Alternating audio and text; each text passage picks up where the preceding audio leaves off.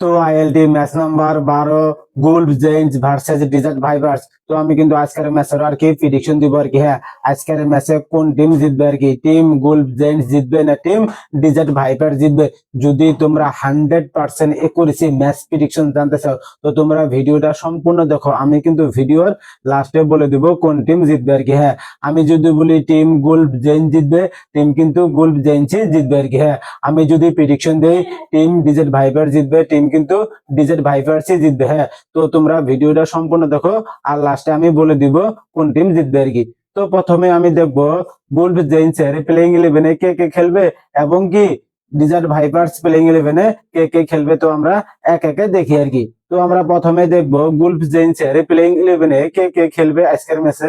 Rahmanullah Gurbaz, James Vince, Moeen Ali, Gerhard Erasmus, Azmatullah Omarzai, Shane Dickson, Tom Moores, Liam Dawson, Ayaan Afzal Khan, Mark Adair, Haider Razzaq, Nuwan Thushara. তো আমরা এখন দেখবো ডিজার্ট ভাইপার্স এর প্লেইং 11-এ কোন কোন প্লেয়ার্স খেলবে আজকের ম্যাচে।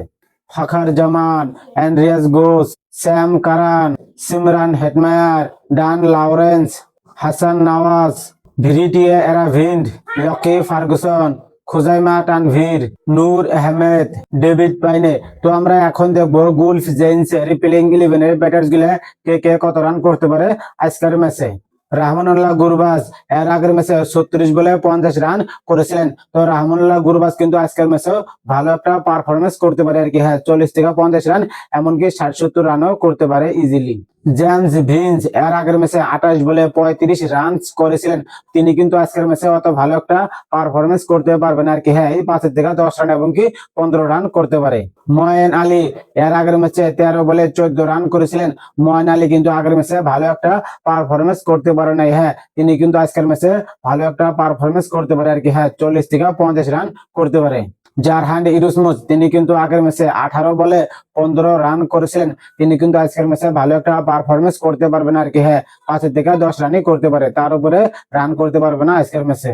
আজমাতুল্লাহ ওমরজাই এর আগের ম্যাচে 21 বলে 28 রান করেছিলেন, খুব ভালো একটা পারফরমেন্স করেছিলেন। কিন্তু হ্যাঁ, তিনি কিন্তু আজকের ম্যাচে বেশি থেকে 25 রান করতে পারে। শেন ডিকসন এর আগের ম্যাচে 2 বলে 3 রান করেছিলেন, অত ভালো একটা পারফরমেন্স করতে পারেন আর কি। হ্যাঁ, আজকের ম্যাচে কি পারফরমেন্স করতে পারবে আর কি। হ্যাঁ, তোমাদের মনে কি হয়? আমার তো মনে হয় তিনি আজকের ম্যাচে 40 থেকে 50 রান ইজিলি করবে আর কি। টম মোর্স আজকে ভালো একটা পারফরমেন্স করতে পারে আর কি। হ্যাঁ, 20 থেকে 30 রান। লিয়াম ডাউসেন 15 থেকে 20 রান করতে পারে। তো আমরা এখন দেখবো ডিজার্ট ভাইপার্স এর প্লেইং 11-এর ব্যাটার্স গুলো আজকের ম্যাচে কে কে কত রান করতে পারে। ফাখার জামান এর আগের ম্যাচে 31 বলে 35 রান করেছিলেন, অত ভালো একটা পারফরমেন্স করতে পারেন আর কি। হ্যাঁ, আজকের ম্যাচেও ভালো পারফরমেন্স করতে পারবেন আর কি। হ্যাঁ, 5 থেকে 10 রানই করতে পারে। অ্যান্ড্রিয়াস গোস এর আগের ম্যাচে 15 বলে 21 রান করেছিলেন, তিনি কিন্তু আজকের ম্যাচে 40 থেকে 50 রান ইজিলি করতে পারে। স্যাম কারান এই যে ক্যাপ্টেন হিসেবে এর আগের ম্যাচে 19 বলে 19 রান করেছিলেন, তিনি কিন্তু আজকের ম্যাচে খুব ভালো একটা পারফরমেন্স করতে পারে আর কি। হ্যাঁ, 40 থেকে 50 রান এবং কি 60-70-80 রানও করতে পারে। সিমরান হেটমায়ার এর আগের ম্যাচে 9 বলে 15 রান করেছিলেন, তিনি কিন্তু আজকের ম্যাচে ভালো একটা পারফরমেন্স করতে পারে আর কি। হ্যাঁ, 15 থেকে 20 রান এবং কি 30 রানও করতে পারে। ডান লরেন্স এর আগের ম্যাচে 8 বলে 15 রান করেছিলেন, অত ভালো একটা রানস করতে পারেনি আর কি। হ্যাঁ, আজকের ম্যাচে কিন্তু 40 থেকে 50 রান করতে পারে। হাসান নওয়াজ এর আগের ম্যাচে 1 বলে 1 রান করেছিলেন, তিনি কিন্তু আজকের ম্যাচে 15 থেকে 20 রান করতে পারে। তো আমরা এখন দেখবো গুলফ জেন্টসের প্লেইং 11-এর বোলার্স গুলো আজকের ম্যাচে কে কে কয়টা করে উইকেট নিতে পারে। Liam Dawson 2 wicket, Ayaan Afzal Khan 1 wicket, Mark Adair 2 wicket, Khuzaima Tanveer 1 wicket, Nuwan Thushara 3 wicket. তো আমরা এখন দেখবো ডিজার্ট ভাইপার্স এর প্লেইং 11-এর বোলার্স গুলো কে কে কয়টা করে উইকেট নিতে পারে আজকের ম্যাচে।